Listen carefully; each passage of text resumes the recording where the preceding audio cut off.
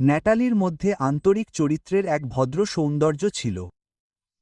তার শান্ত আচরণ তার শান্তিতে দাঁতের জন্য বেড়ে ওঠা দয়া প্রতিফলিত করেছিল।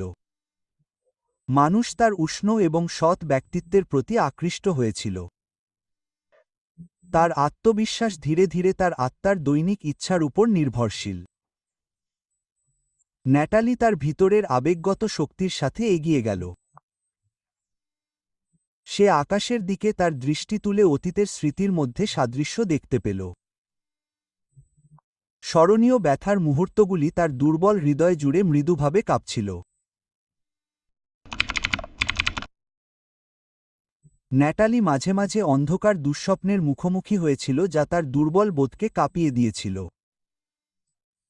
ভয় তার শরীরকে প্রচণ্ড মানসিক অস্বস্তিতে কাঁপিয়ে দিয়েছিল।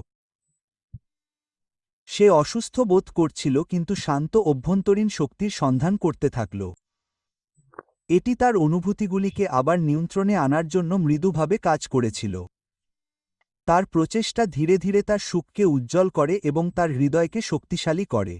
এই মুহূর্তটি তার ক্রমবর্ধমান সহানুভূতি এবং মানসিক উদ্দেশ্যকে মর্যাদাপূর্ণ করেছিল।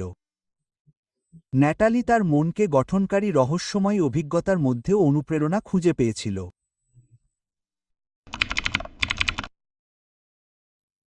তার চিন্তাভাবনা এবং অভিব্যক্তি একসাথে তার আসল পরিচয় তৈরি করে।